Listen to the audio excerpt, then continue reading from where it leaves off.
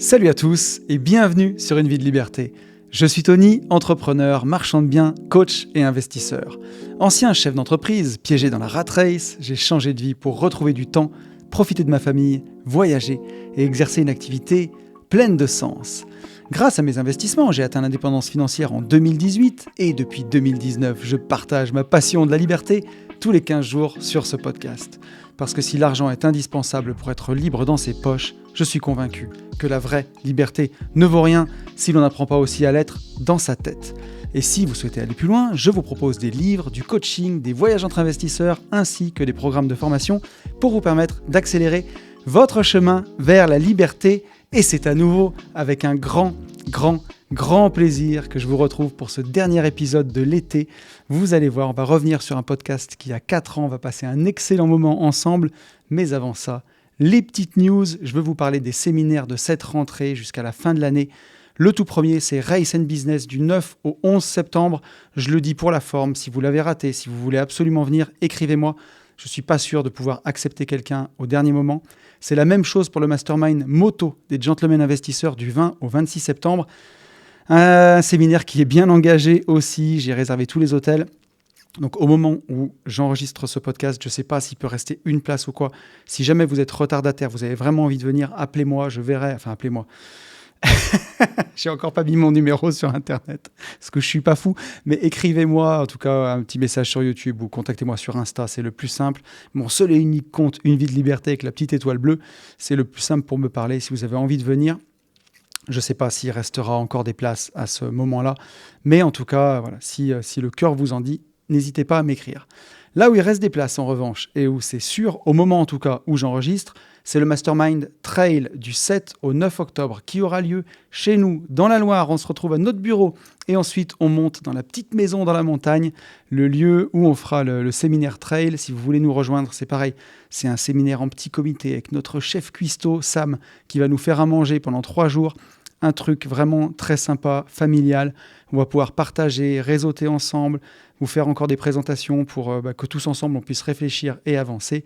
C'est du 7 au 9 octobre. Et le dernier mastermind sportif de l'année, ce sera le mastermind IROX du 2 au 4 novembre. Il aura lieu à Reims en présence de Rudy Koya. Rudy qui sera à l'honneur dans cet épisode de podcast, vous le verrez. Donc ce mastermind IROX, c'est ouvert à tout le monde, aux débutants, aux confirmés. Le principal, c'est que vous ayez envie d'être avec nous, vous ayez envie de partager, vous ayez envie qu'on passe un bon moment. Et je pense que ce sera le cas. C'est toujours le cas en mastermind. Donc voilà, vous avez tous les liens dans la description. Si vous voulez plus d'infos, vous m'écrivez sur Insta, je vous répondrai avec plaisir. Et j'en ai fini avec les news pour cette semaine. Et je vous propose qu'on passe tout de suite au sujet de podcast de cette semaine. Donc c'est une rediffusion d'un épisode de podcast qui était sorti le 14 février 2022 pour la Saint-Valentin, qui s'appelait « À quoi ça sert tout ça ?»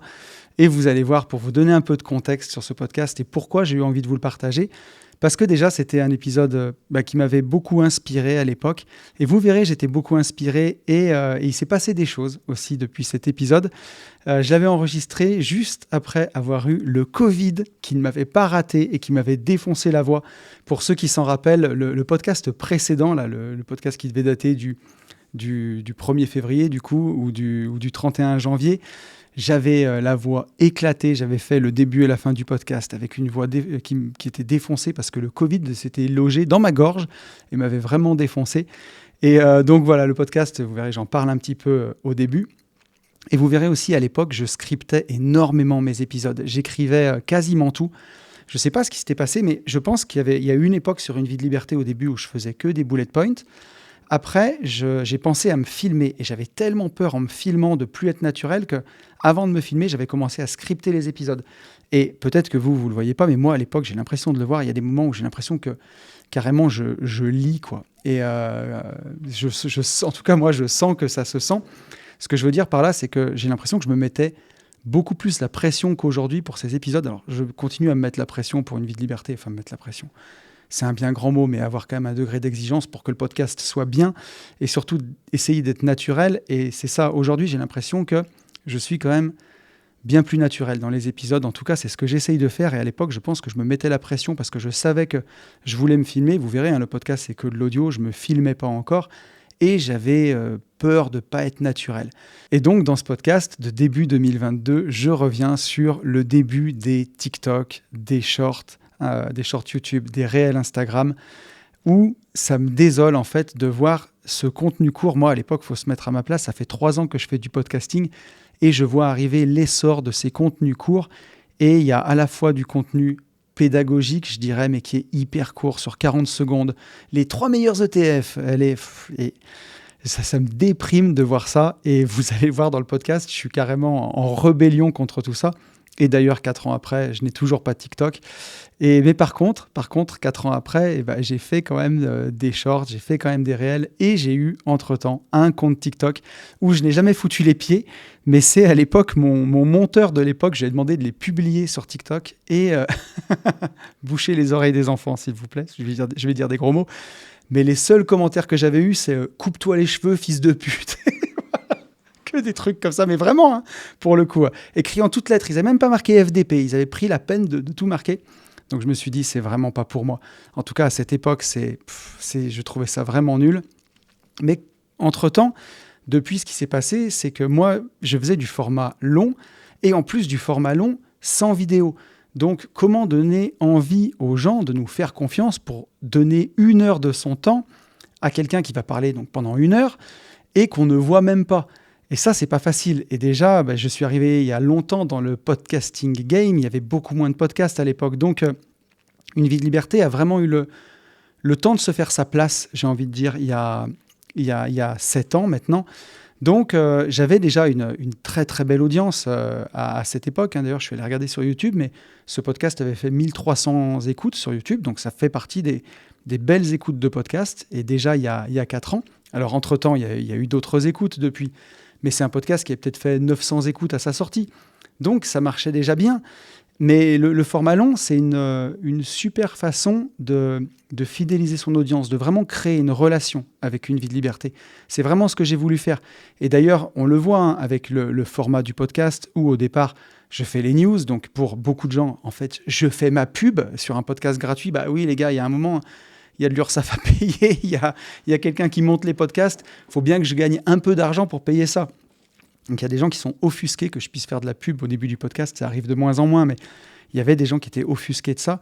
Surtout que j'essaye cette rubrique news de l'habiller, de faire toujours une news sur ce que j'ai vécu dans la semaine, raconter un truc intéressant. Et ensuite, je vous parle d'un événement. Puis je raconte un autre truc intéressant. Je vous parle d'un événement.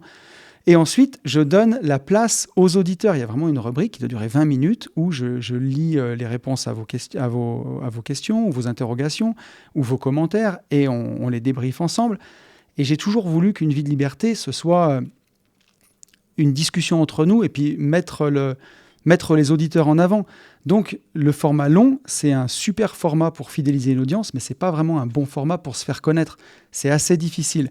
Et donc, l'ironie de l'histoire, c'est que voilà, vous allez écouter ce podcast, et moi aussi, à la fin, j'ai fini par faire des réels, pour le coup.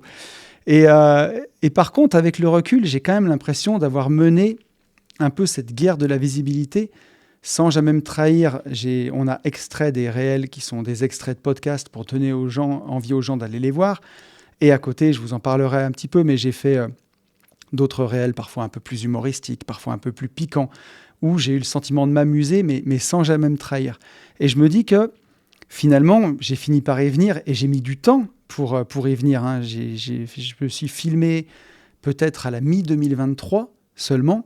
Je crois, il faudrait que je retourne voir sur la chaîne YouTube, mais je pense que j'ai commencé à me filmer seulement à la mi-2023. Et à vraiment faire des réels sur tous les épisodes, peut-être qu'à la mi-2024. Donc, peut-être que si j'avais été plus précurseur là-dessus, mon compte Instagram aurait peut-être encore plus percé, et je pense que j'ai eu probablement un train de retard à cette époque-là. Et d'ailleurs, je parle de Rudy Koya, vous verrez dans le podcast, je parle de Rudy, et c'est drôle parce que 4 ans après, on s'entend toujours bien, on se parle toujours, et on va faire le séminaire iRocks ensemble, et ça, je trouve que c'est super cool. Et Rudy, à cette époque-là, critiquait lui aussi ce monde de l'apparence, les réels. Et justement, il appelait ça, lui, jouer le jeu des apparences. Et Rudy, pour redonner du contexte, c'est un YouTuber muscu qui vend des programmes de muscu, qui vous aide à vous transformer physiquement. Et il a commencé quand il avait 18 ans. Et donc, si entre 18 et 25 ans, il était content de se mettre torse nu pour montrer ses abdos et vendre des programmes, À 34 ans, à l'époque, quand j'avais fait ce podcast, il disait que ça le gonflait de devoir se mettre torse nu et montrer ses abdos pour vendre des programmes. Et que pour lui, il aurait aimé que les gens viennent pour ses compétences, pour son discours. Mais non, ils veulent voir des abdos pour acheter. Et lui aussi disait, de temps en temps, je fais des photos torse nu parce que je joue le jeu des apparences. Il avait fait tout un set de photos où il était en chemise. Et ça fait pas vendre, quoi. Alors que quand il tombe la chemise, ça fait vendre. Et je me dis que moi aussi, à un moment, j'ai accepté de jouer ce jeu des apparences, quelque part. Ce jeu de devoir se prêter un peu à l'algorithme, mais j'ai essayé de le faire toujours en me respectant et de jamais tomber dans ce qui peut être trash. Je peux vous donner un exemple de truc trash, mais il y a un influenceur bien connu qui fait du marchand de biens et une de ses pubs, alors là pareil, boucher les oreilles des enfants, mais il y a une femme en maillot de bain qui est sur un transat. Lui, il est filmé de dos, et de dos, on a l'impression qu'il se branle, quoi, qu'il se masturbe. Et là, il y a une personne qui l'interpelle, qui dit « Oh, machin, qu'est-ce que tu fais ?» Et là, il se retourne, il a un shaker de protéines à la main, et il dit « Je prends des forces pour le challenge de ce soir, tu sais, le challenge 5 jours. » Et en fait, je me dis « Mais putain, mais qui est-ce qu'on vise quand on fait ça ? Et qu'est-ce que ça apporte ? Si encore on est humoriste, à la rigueur, c'est pas drôle et c'est pas très très fin. Mais quand Thibaut InShape, je me rappelle, c'est le premier à avoir fait ça, c'est Thibaut InShape qui avait dû le copier sur des vidéos américaines quand il faisait des micro-trottoirs. Et c'est Thibaut InShape qui avait 20 ans, quoi. Donc je veux bien. Mais là, un mec de 35 ans qui fait ça pour te vendre des formations pour devenir marchand de biens, je me dis, c'est... Je sais pas, peut-être que je suis vieux jeu, mais je trouve que c'est de la merde, quoi. Et mon objectif, avec les réels et les shorts que j'ai faits, ça a été quand même de donner des contenus utiles, parfois provoquants, forcément. Quand c'est des extraits de podcast, il y avait aussi des punchlines. Et c'est là que je dis que je joue le jeu des apparences, parce qu'on va extraire 40 secondes d'un podcast où on balance des gros mots, où on balance des punchlines. Et c'est quand même ce qui permet de dire aux gens « Eh oh, regardez, j'existe, venez voir mon format long ». Et parfois aussi, j'ai fait ce genre de réel où j'ai essayé d'être provoquant, mais tout en restant dans mes valeurs. Il y a un réel que j'ai tourné juste en dessous, là, au bureau, où je fais un montage entre l'attaque de zombies de World War Z et moi qui ferme la porte du dépôt et marqué quand j'imagine les communistes qui veulent me prendre ma Porsche et ma Ferrari. Ou alors, j'en avais parlé dans un podcast, mais quand je fais un réel, ça fait 2 heures que je cherche les clés de ma Ferrari, elles étaient dans ma Porsche. Ça me fait marrer. Alors après, peut-être que pour certaines personnes qui sont complètement en dehors de ça, ils auront le même regard que j'ai sur cet influenceur, j'ai dit influenceur, cet influenceur marchand de biens qui s'amuse avec son shaker de whey. Donc voilà, moi je pense que j'ai essayé toujours de le faire en essayant de rester drôle avec de la subtilité. Pour les gentlemen investisseurs, pour la sponsor Calimo qu'on a fait pour eux, on a fait des pubs où, vous les verrez bientôt, mais on reprend Serge le Mytho, on reprend Bloqué de Orelsan, on reprend aussi, on a fait une parodie de 7 à 8. On a essayé d'apporter un truc qui vous fasse marrer, qui soit un peu subtil. Et l'idée, c'était de faire ce contenu-là, mais sans perdre mes valeurs. Et moi aussi, avec le temps, à cette époque-là, en 2022, j'avais rien à montrer. Les bureaux, c'était à la maison, donc je me filmais à la maison. Enfin, je me filmais toujours pas. J'avais pas encore acheté la Porsche. J'avais pas encore acheté la Ferrari, j'avais pas encore ces beaux bureaux. Et avec le temps, on s'est trouvé dans des beaux locaux parce que ça nous faisait envie, parce qu'on pouvait se le permettre et parce qu'on l'a fait. Et ça aussi, quelque part, c'est une forme de jeu des apparences, de faire des stories dans un local comme celui-ci. Non seulement on dit qu'on fait du marchand de biens et que ça marche, mais on va dire qu'il y a des preuves matérielles que ça fonctionne, au-delà de vous montrer des zéros sur un compte en banque. Chose que je ne ferai pas sur Internet. J'ai pas envie de finir dans un coffre de voiture. Mais voilà, un peu comme Rudy qui montre ses abdos pour jouer le jeu des apparences, nous, on montre des voitures, il y a des choses à voir, et c'est aussi ça, une forme de jeu des apparences. On ne l'a pas fait pour ça. Ces bureaux-là, finalement, par rapport à la beauté de ces bureaux, je trouve qu'on les a finalement pas tant exploités que ça sur les réseaux. On aurait pu faire beaucoup plus de photos, beaucoup plus de choses. Puis ça reste un lieu de vie aussi, un lieu de rencontre. Tous les séminaires qu'on organise, le marchand de biens, le séminaire business, le séminaire trail, quand vous allez venir, c'est organisé ici, en tout cas pour le trail, pour le premier jour. Mais sinon, tous les autres séminaires sont là. C'est aussi des lieux de vie pour nous. Et donc, bien entendu, que nous, on en profite au quotidien. Je me faisais la réflexion juste avant d'enregistrer ce podcast. J'étais avec Ben dans le bureau d'à côté, sur le bonheur qu'on avait d'être dans ces bureaux au jour le jour, d'en profiter, de les vibrer, d'y vivre dedans. Mais voilà, quand on les filme, c'est sûr que c'est joli. Ça joue le jeu des apparences. Et le pire, c'est que ça marche, quoi. Je le vois sur la vidéo de la Porsche. Quand j'ai fait la vidéo, j'ai acheté une Porsche. Elle a fait 60 000 vues. Et ça m'a amené énormément de nouvelles personnes et énormément de coachés, de gens qui ont participé à la parenthèse indépendance, au séminaire, des gens qui m'ont découvert avec cette vidéo-là, cette vidéo de la Porsche. Alors la vidéo de la Ferrari a amené du monde, mais elle a beaucoup moins bien marché, allez savoir pourquoi. Elle a fait que 6 ou 7 000 vues. Et j'ai des gens qui m'ont aussi découvert avec la vidéo de la Tesla qui s'appelait « Pourquoi j'ai acheté une Tesla sur ma boîte ?» Une vidéo qui avait aussi très très bien marché et qui m'a emmené du monde. Donc voilà, jouer le jeu des apparences, c'est triste à dire, mais ça marche aussi. Mais à côté de ça, Une vie de liberté, je trouve que c'est toujours resté un format qui est forcément plus exigeant, qui est presque inaccessible, j'ai envie de dire, pour des gens qui viennent pour la première fois. Je compte pas le nombre de messages d'auditeurs qui découvraient le podcast et qui me disaient « Waouh, c'est chiant, par contre, le sujet il commence au bout de 40 minutes de blabla pour commencer. » Et moi, dans ma tête, on noue une relation ensemble. Donc mes news, ce que j'ai fait, là où j'en suis dans mes invests, mes réflexions, que ce soit philosophiques sur la vie, sur l'entrepreneuriat, sur le business, mes réflexions sur l'invest, c'est intéressant. Enfin, en tout cas, moi, j'ai envie de les partager avec vous et j'ai envie qu'on rebondisse dessus. Plus les événements qu'on fait pour se rencontrer. Et je l'ai toujours dit, les Gentlemen Investisseurs, quand on l'a lancé, c'est en mai 2020. Le premier J'irai investir chez vous, il est en novembre. Donc le but, c'était vraiment de se rencontrer. Seulement quelques mois après, on sillonnait la France pour partir à votre rencontre. Ça a toujours été ça, pour qu'on se voit, pour qu'on noue des relations ensemble. Donc, bien sûr que cette rubrique, elle existe. Pareil sur le retour sur le podcast précédent, c'est pour qu'on échange ensemble. Et ensuite, il y a le sujet de la semaine ou les réponses aux questions dans les Allo Tonton. Mais voilà, pour moi, c'est un vrai rendez-vous pour ceux qui veulent qu'on aille plus loin ensemble, qu'on avance. Et c'est pour ça que ce format, il est toujours de cette façon et qu'il est moins accessible. Au moins, il n'y a que les vrais qui restent, quoi. Voilà. Et vous verrez dans ce podcast, je parle aussi du monde des influenceurs. Et ce monde-là, depuis, il a complètement explosé après les prises de position de Booba. Rappelez-vous, quand il a dénoncé les influx voleurs, ça a complètement explosé cet écosystème, ce business des influenceurs. Et je parle aussi dans le podcast des investisseurs IMO, qui sont devenus pour moi des influenceurs, des gens que j'aimais bien et qui m'ont déçu à une époque et dont certains ont continué à me décevoir avec toujours cette logique de buzz à tout prix. Je vous en parlais, le truc du shaker de whey, mais encore aussi d'autres choses.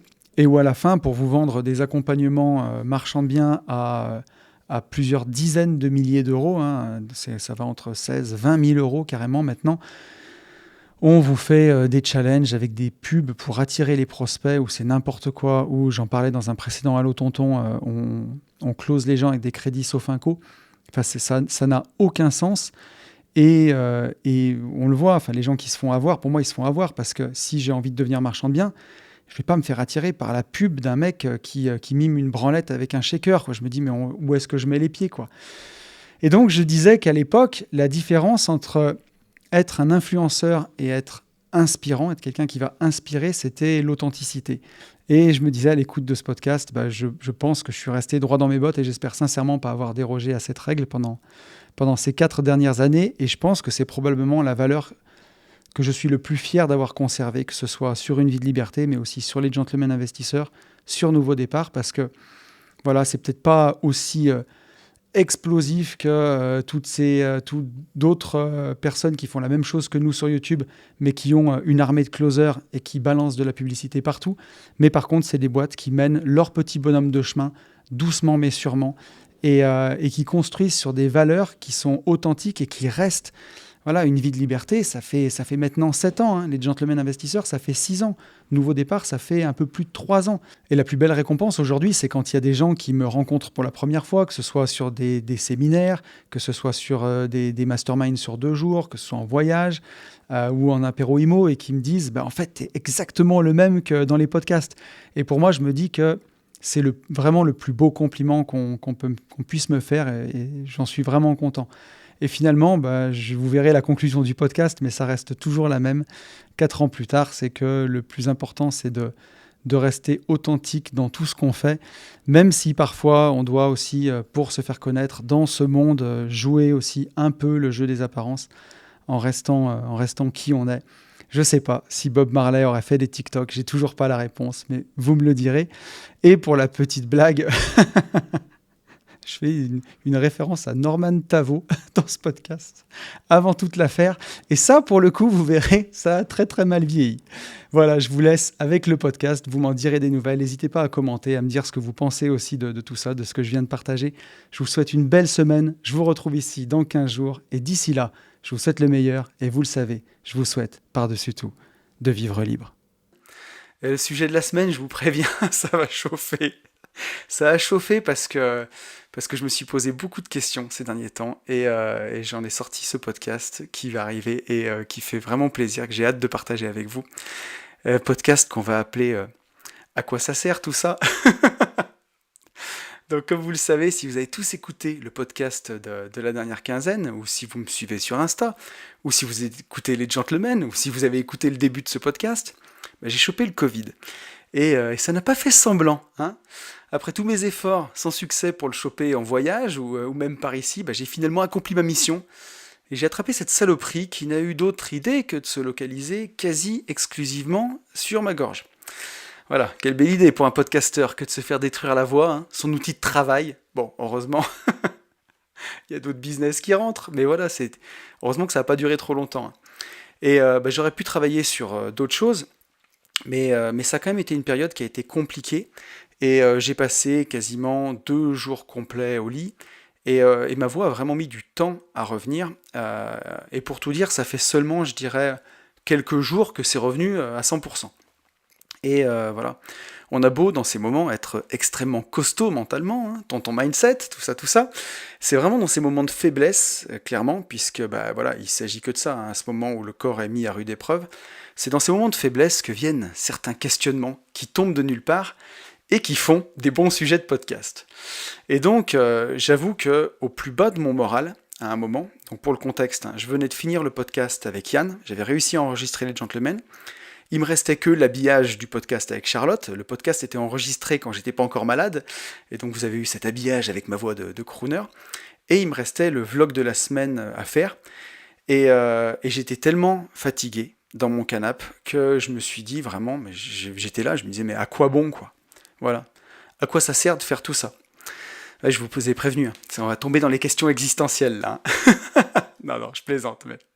Et ça fait un petit moment que je me pose des questions sur le pourquoi, du comment, de tout ça. Et le fait d'être au plus bas pendant quelques jours, c'est vraiment revenu en flèche. Et je me suis posé, du coup, et j'ai analysé vraiment ce que je ressentais. Et donc figurez-vous qu'à ce moment-là, j'avais déjà pas mal de réponses. Parce que pour les podcasts, que ce soit avec Yann ou mes podcasts en solo, je le connais clairement, l'intérêt de faire tout ça. Déjà, ça me fait kiffer. Il y a de la recherche, c'est préparé. Le plus souvent, je suis clairement satisfait de la qualité de ce que je fournis, même si c'est pas parfait.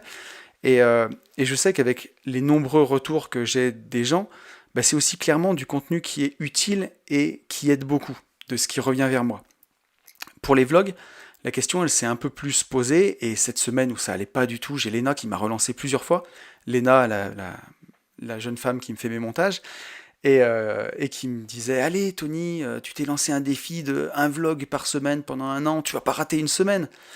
Mais voilà, mais je me voyais pas faire comme Norman et vous faire une vidéo « Yo, j'ai eu le Covid !» Et j'ai beaucoup de respect pour ce que fait Norman et tout. Norman fait des vidéos, ça me fait marrer. Mais c'est juste que voilà, c'est pas ce que je fais, quoi. Et je sais que dans les podcasts, je m'amuse beaucoup à produire le contenu. Et j'ai déjà un petit peu plus de mal à m'amuser dans les vidéos, justement dans les vlogs, justement à cause du format vidéo, pour lequel j'ai quand même encore besoin de pratique pour me lâcher complètement. C'est pas facile d'être hyper naturel devant une caméra. Et voilà, et puis j'ai surtout envie d'apporter de la valeur dans chaque contenu que je fais, soit par le côté partage d'expérience, ou par le côté technique à partager, ou alors quand c'est des voyages, par la beauté des paysages, mais j'ai envie d'apporter quelque chose, quoi. Ou même juste d'être naturel, qu'on passe un moment ensemble, même si c'est un truc plus détendu, et que je vais raconter des conneries. Mais voilà, et surtout pour ceux qui me connaissent dans la vraie vie, je suis toujours en train de faire le con ou en train de faire rire parce que j'aime beaucoup ça. Mais voilà, dans mes contenus vidéo, je me vois pas faire le bouffon pour amuser la galerie. Et je vois pas pendant le Covid, pour faire ce vlog là, ce qu'il y aurait eu d'inspirant à filmer ma tronche pendant le Covid, et surtout que j'avais une tête épouvantable, ou alors même à essayer de faire genre tout va bien, ou à essayer de trouver un parallèle inspirant entre la maladie et le business, un truc bidon quoi. Et j'avais pas du tout envie, j'étais trop fatigué, et j'ai bien compris d'où venait le problème en fait, et je suis sûr que vous le savez aussi, parce que c'est une chose qu'on a tous vécue, je pense. Et en fait, j'ai eu cette impression de plus en plus forte, justement, pendant ces moments de moins bien, où j'étais trop fatigué pour faire un truc constructif, pour lire, et du coup, j'avais pas beaucoup d'énergie, et j'ai fait quoi? J'ai pris mon téléphone pour scroller sur Instagram. Et voilà, et ce qui m'a désolé, je crois, c'est que sur Insta, en perdant mon temps sur Insta, c'est que je vois des créateurs de contenu que j'aimais bien au départ, des gens qui partageaient leurs investissements, je les vois devenir de plus en plus des influenceurs, mais vraiment dans le plus mauvais sens du terme en fait. Et le pire, c'est que par moment, je me mets aussi dans le lot.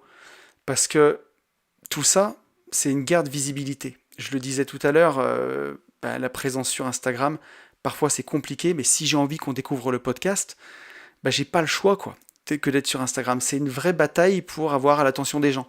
Ou en tout cas, je choisis d'être sur Instagram pour rentrer dans cette bataille, pour avoir l'attention des gens. Et justement, cette attention, elle se réduit de plus en plus, comme une peau de chagrin.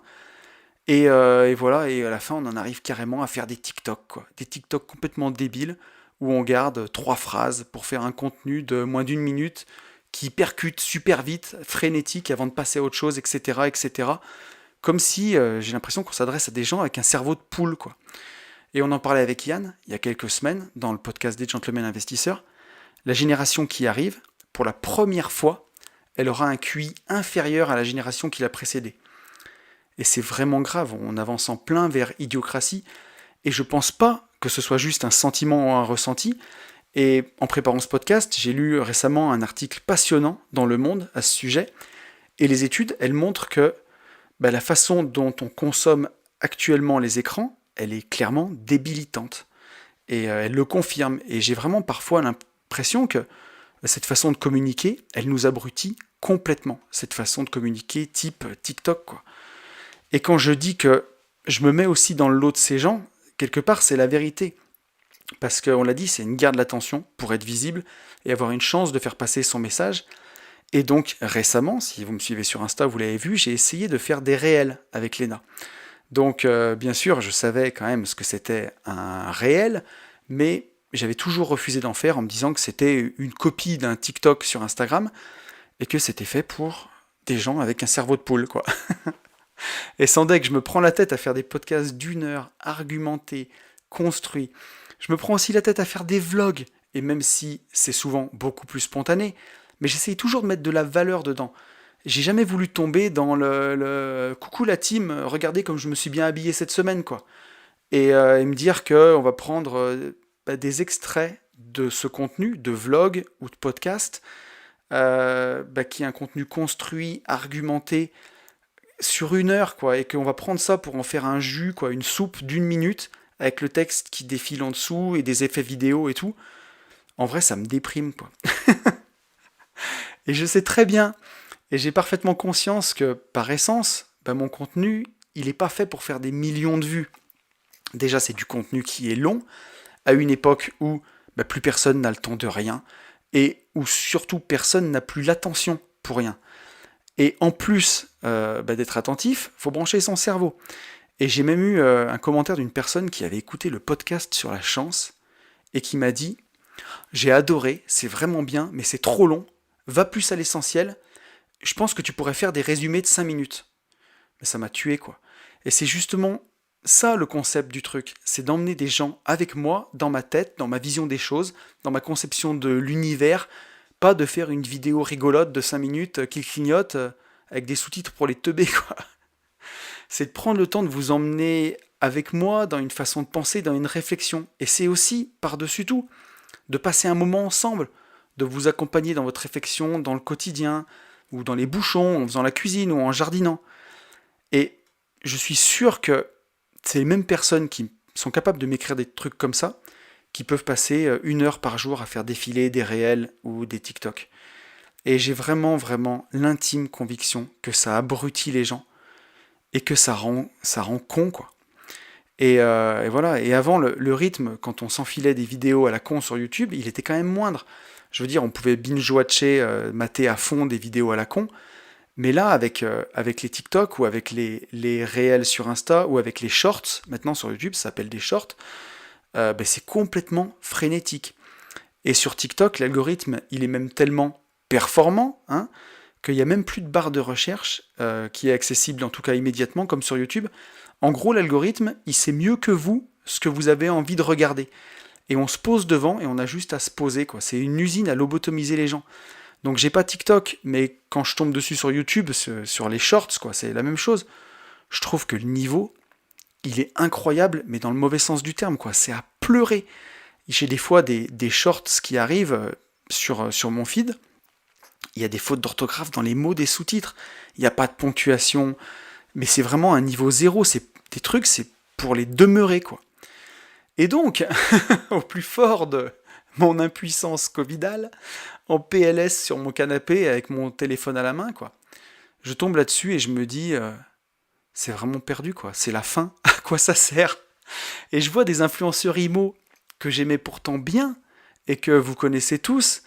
Mais vraiment, à mon sens, alors attention à ce que je vais dire, hein, il y a des hommes et des femmes dans le tas, c'est vraiment tout confondu, mais grosso modo, je les vois faire la pute, quoi, sur les réseaux. Je les vois pour vendre leurs trucs. Et j'ai vraiment l'impression qu'ils tapinent, quoi. Et je me demande, je me dis, comment c'est possible de faire des trucs aussi nuls, quoi? Comment c'est possible de faire autant de la merde, de faire des réels d'1 minute pour t'apprendre à acheter un bien IMO? Enfin, je veux dire, comment en 1 minute tu peux apprendre à quelqu'un à acheter un bien immobilier? C'est frénétique, ça bouge dans tous les sens, enfin, j'arrive pas à comprendre. Et voilà, et c'est une vidéo qui peut à la fois aller sur YouTube et en réel, tellement ça va vite, quoi. Et en plus, on apprend vraiment rien, on prend les gens pour des débiles. Et alors le pire, c'est on touche encore plus le fond avec les influenceurs crypto ou bourse qui additionnent les lieux communs dans ces réels ou dans ces shorts sans aucun recul. Mais c'est à vomir, quoi. Et là, je me vois au milieu de ça et je me dis, j'ai déjà mon indépendance financière, j'ai l'argent qui rentre pendant que je dors, j'aime faire mon marchand de biens, j'adore faire mes divisions foncières, j'ai pas besoin de me filmer en train de le faire, j'ai pas besoin de ça, allez viens, c'est bon, on arrête tout. Alors je sais que mon pote Rudy Koya, il a longuement traité ce sujet de nombreuses fois, donc Rudy Koya, mon pote qui est coach dans le domaine de la muscu sur YouTube. On a même fait un podcast ensemble l'été dernier, un podcast vraiment qui est fantastique et que je vous invite à écouter ou à réécouter parce que Rudy c'est un rayon de soleil. Et donc Rudy il est coach dans le domaine de la muscu sur le net, c'est aussi un bon milieu bien pourri. Et là aussi, avec des bons gros menteurs qui prennent des produits dopants et qui ne le disent pas. Enfin, voilà, un bon milieu aussi à la con. Et Rudy, il a beaucoup analysé ce phénomène, justement, sur les réseaux sociaux. Et pour lui, il appelle ça jouer le jeu des apparences. Et il dit qu'il faut bien le faire si on a envie à un moment d'attirer de l'audience, d'être visible, mais pas de le faire à n'importe quel prix. Et il le dit souvent, hein, comme il est coach sportif, qu'à 34 ans, il en a un peu marre de se mettre torse nu sur Internet et de montrer ses muscles. Mais s'il montre rien, eh ben, ses publications elles font moins de vues, il est moins visible pour ce qui va vraiment constituer le cœur de son business et ce qui le fait manger, c'est ses podcasts et ses vidéos qui lui permettent de vendre ses coachings en muscu. Et donc, je me souviens que je me suis même vraiment dit à un moment, mais toi tu vis de tes investissements pour de vrai, quoi. T'en as rien à foutre de tout ça. Laisse tomber Instagram. Et j'ai eu envie de me consacrer uniquement sur la production des contenus, que ce soit avec Yann pour les gentlemen, ou les podcasts d'une vie liberté, ou même les vlogs. Et d'ailleurs, si j'avais fait ces vlogs, à l'origine, c'était pour arrêter les stories Instagram. Et je trouve qu'il n'y a rien de pire que ça, quoi. C'est le fonctionnement des stories. Je dis pas que les stories c'est nul, je dis que le fonctionnement est atroce. C'est nous pousser à faire du contenu éphémère juste pour avoir de la visibilité. du contenu qu'on met en story qui disparaît au bout de 24 heures, c'est vraiment le pire, quoi. Tu te casses la tête à raconter des choses intéressantes, à essayer d'être pertinent, pédagogue, quoi, ou même inspirant. Et tout ça pour y voir finir au trou 24 heures après. Et ça va encore avec l'ère du jetable, quoi, de l'instantané, du prêt à consommer. Et donc j'avais fait ces vlogs en me disant, au moins ça restera dans le temps si ça intéresse les gens, pas comme les stories. Parce qu'à l'époque je faisais ce contenu-là en story. Et ça disparaissait au bout de 24 heures, quoi. Alors, je dis pas que ça me fait pas plaisir de parler à tout le monde en story sur Insta, mais je le fais jamais pour rien dire, parce que j'y arrive pas, c'est plus fort que moi. Et j'ai même parfois l'impression que ça peut être une pollution dans ma journée, les stories, quand j'en reçois d'autres, des stories de gens pour ne rien dire, et que ça sert juste à prendre de la place, à occuper le terrain, à rien faire, enfin que ça sert à rien. Et ça prend du temps pour ce qui devrait être essentiel, selon moi, comme créer du contenu qui est intemporel. Et s'il y a bien une chose qui revient tout le temps dans mes contenus, c'est que le temps, c'est notre plus grande richesse. Et prendre conscience de ça, c'est décider de profiter de la vie tout de suite. Et aussi, dans le même temps, savoir que les intérêts composés, par exemple, c'est puissant, c'est précieux. Et donc, d'avoir pour ces investissements une vision à long terme. Et ce type de contenu, les stories, ça va à l'inverse total de mes valeurs pour les deux côtés, quoi. Non seulement c'est pas du long terme, c'est du court terme qui disparaît au bout de 24 heures, mais en plus, ça ne te permet pas non plus de profiter tout de suite. C'est juste de la charge mentale de se dire il faut que je fasse une story. Et donc vraiment, j'ai eu cette réflexion récemment de me dire vas-y, j'arrête tout Instagram. Je fais juste mes publis quand les podcasts sortent et des stories pour annoncer le contenu qui sort, mais le reste, j'arrête. Et on voit ce qui se passe. Je me disais j'ai pas fait investisseur et rentier pour être esclave de tout ça et que c'est vraiment du temps perdu. Parce qu'en vrai, le seul truc qui a réellement de l'importance pour moi, c'est de parler avec la communauté, c'est de partager. Et là, c'est vraiment là le côté intéressant, parce qu'on échange, et pour moi, ça devrait être la base de tout. Et du coup, pendant cette période un peu de off forcé, j'ai beaucoup repensé justement à pourquoi je faisais tout ça.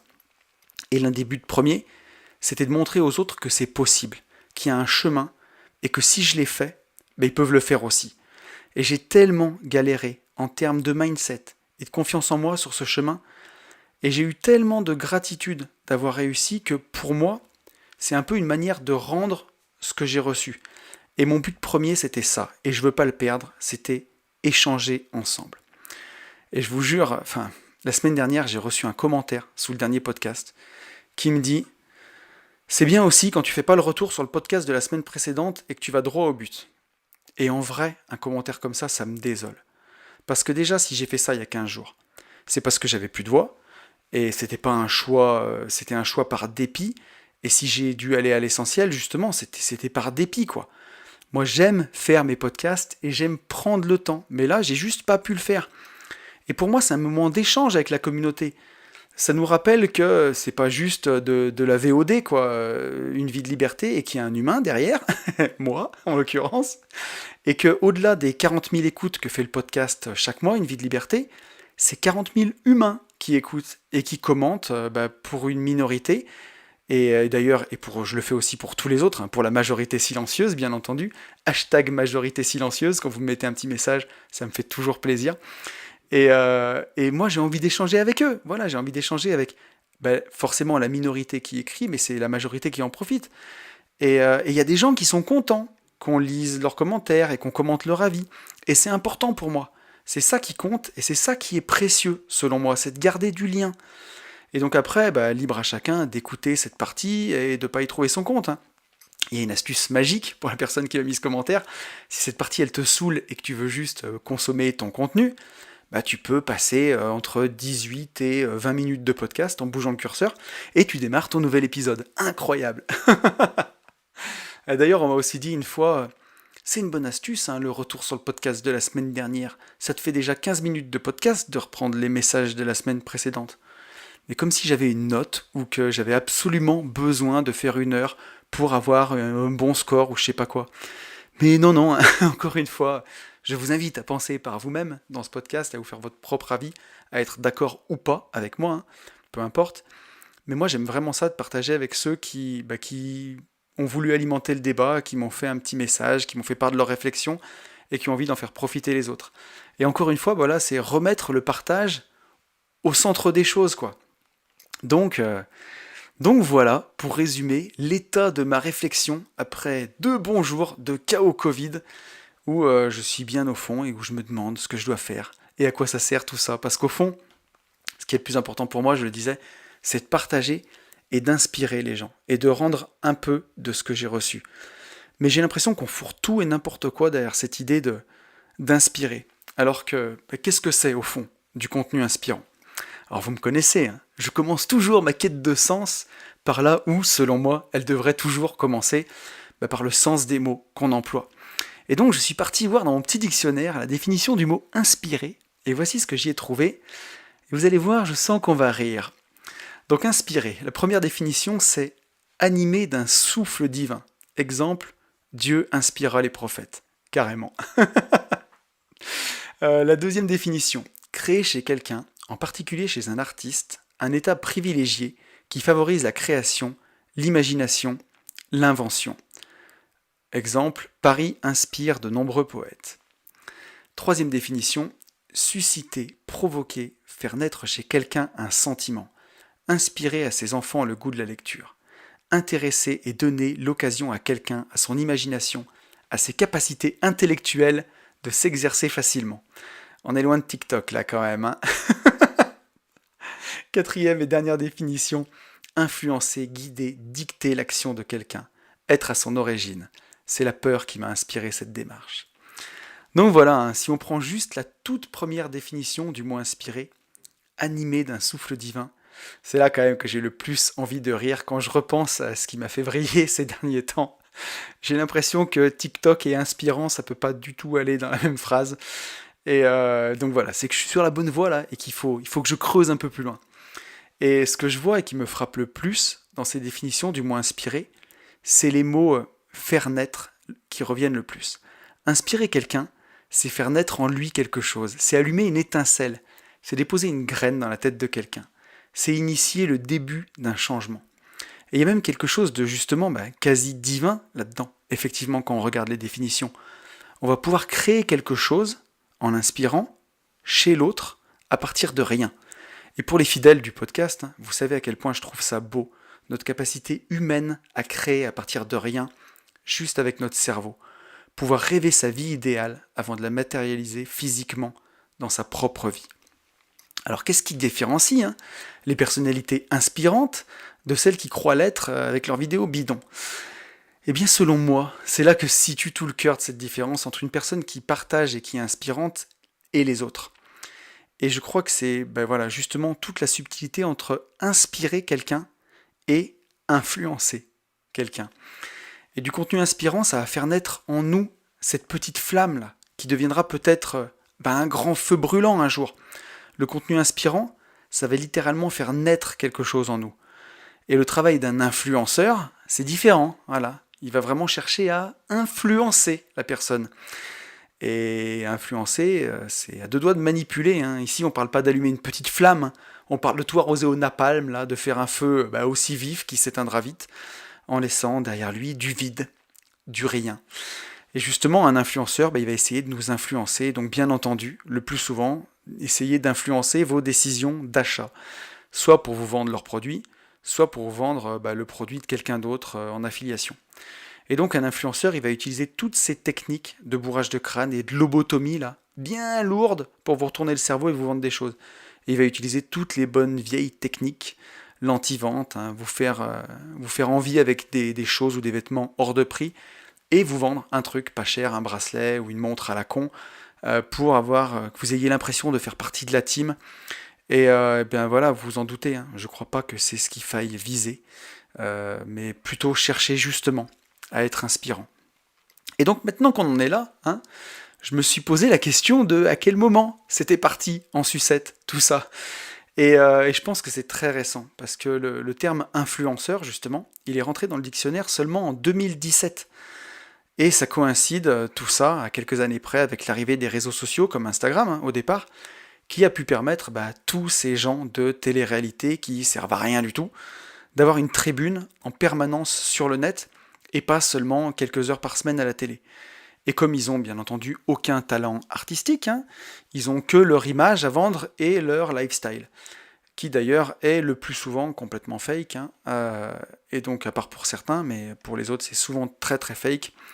Et c'est bien là que quelle est la différence entre un influenceur qui va chercher à vous retourner le cerveau et une personne inspirante qui va, comme on l'a vu dans la définition de tout à l'heure, susciter, provoquer, faire naître chez quelqu'un un sentiment qui lui permettra de se développer et qui lui donnera le souffle nécessaire pour atteindre ses objectifs.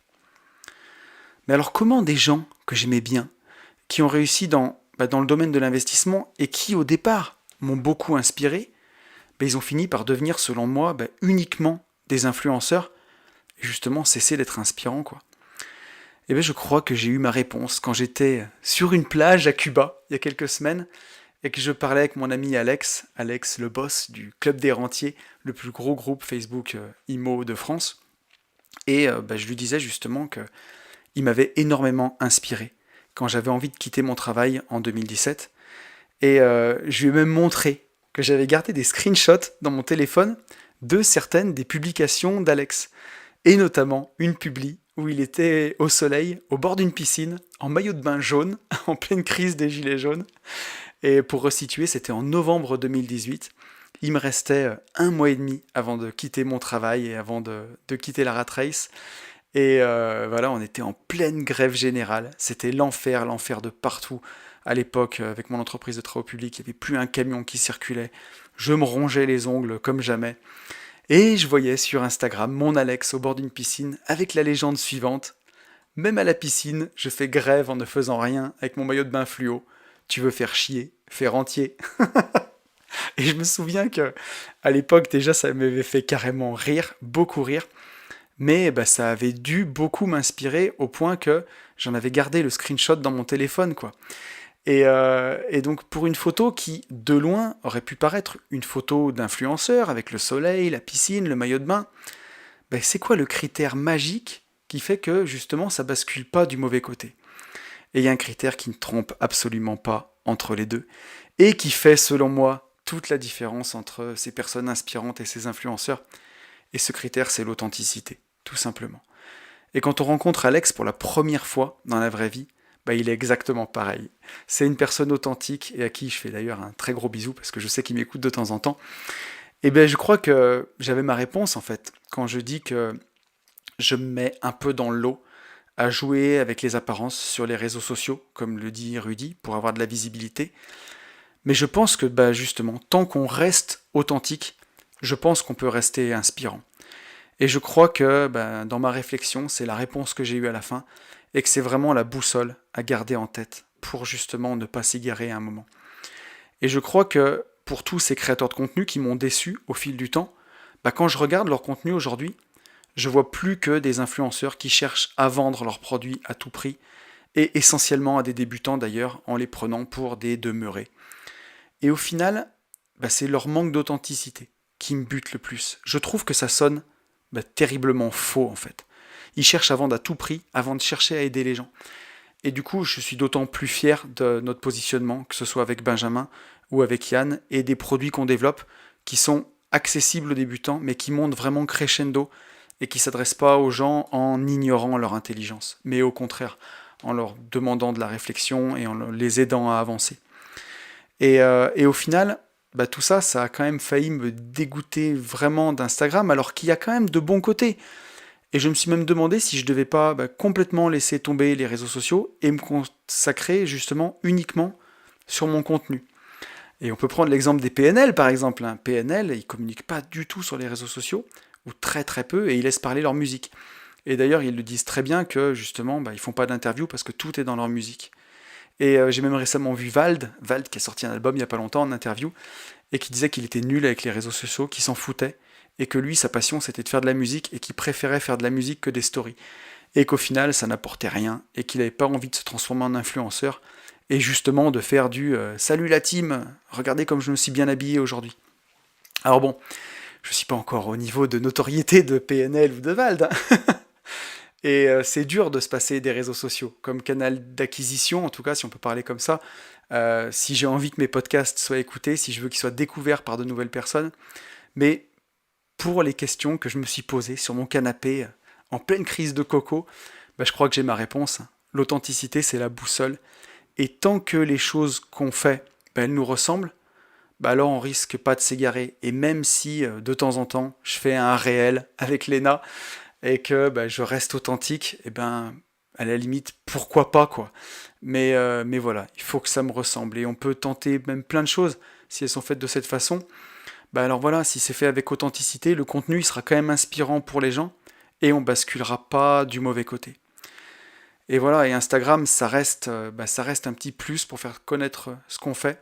Et d'ailleurs, je suis en train de me faire aider par une community manager qui connaît ma philosophie et ma façon de voir les choses, bah justement pour m'aider un peu sur cette tâche et le faire aussi d'une meilleure façon en restant vraiment authentique. Alors vous inquiétez pas, hein, je répondrai toujours aux messages privés, bien entendu.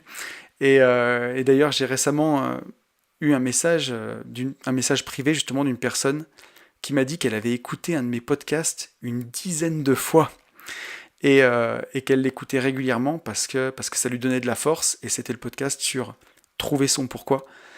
Et ça m'a vraiment, vraiment hyper touché parce que moi aussi, il y a des podcasts de gens qui m'ont inspiré que j'ai écouté plusieurs fois, de nombreuses fois. Et ça me touche de pouvoir contribuer à mon tour à inspirer des gens avec ce contenu. Et quand je parle de contenu intemporel, et qu'il y a des gens qui me disent qu'ils ont écouté certains podcasts plusieurs fois, je me dis que j'ai peut-être réussi aussi ça d'une certaine façon, et ça fait vraiment du bien. Et c'est peut-être ça du contenu réellement inspirant, et ça vaut le coup de se défoncer pour en faire encore et encore. Et donc c'est sur ce travail que j'ai aussi envie de consacrer l'essentiel de mon énergie. Et pour conclure ce podcast, j'ai envie de vous parler de ce qui constitue pour moi une boussole. Alors ça vous paraîtra peut-être drôle, hein, mais mon artiste préféré de tous les temps, c'est pas un artiste de rap, c'est un artiste de reggae. Et cet artiste de reggae, il est mort à l'année de ma naissance. Et c'est dire comme ça fait longtemps qu'il a disparu. Cet artiste, vous l'avez deviné, c'est Bob Marley. Et même 40 ans après sa mort, pour moi, il est toujours inspirant. Il reste et il restera à tout jamais une légende.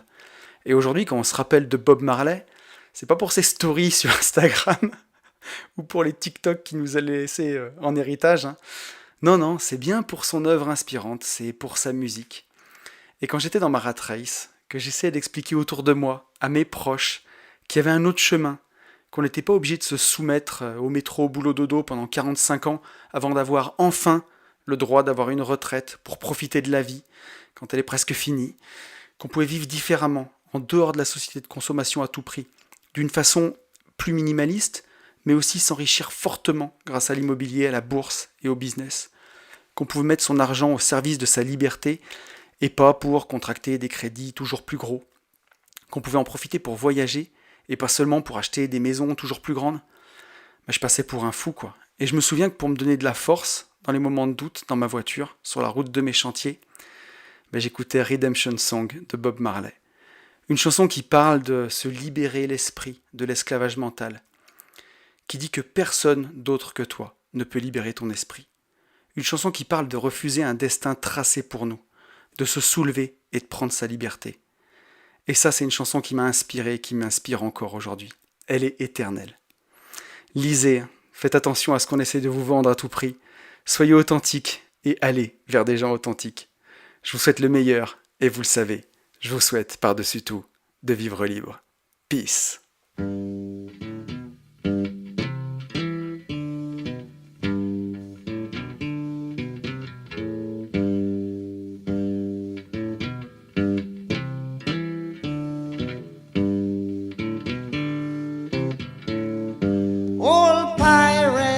Stay rabbi, sold I to the merchant ships. Minutes after they took I from the bottomless pit, but my hand was made strong by the hand of the Almighty. We forward in this generation triumphantly. Won't you help to sing these songs of freedom, 'cause all I ever have, redemption songs, redemption songs. Emancipate yourselves from mental slavery. None but ourselves can free our minds. Have no fear for atomic energy, 'cause none of them can stop the time. How long shall they kill our prophets while we stand aside and look? Ooh, some say it's just a part of it. We've got to fulfill the book. Won't you help to sing these songs of freedom? 'Cause all I ever have, redemption songs, redemption songs, redemption songs.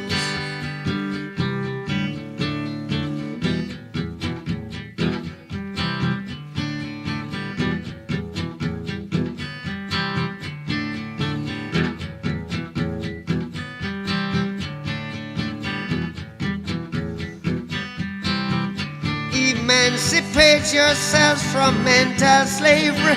None but ourselves can free our mind. Oh, have no fear for atomic energy, 'cause none of them can stop at the time. How long shall they kill our prophets while we stand aside and look? Yes, some say it's just a part of it. We've got to fulfill the book. Won't you help to sing these songs of freedom? 'Cause all I ever have, redemption songs. All I ever have, redemption songs. These songs of freedom, songs of freedom.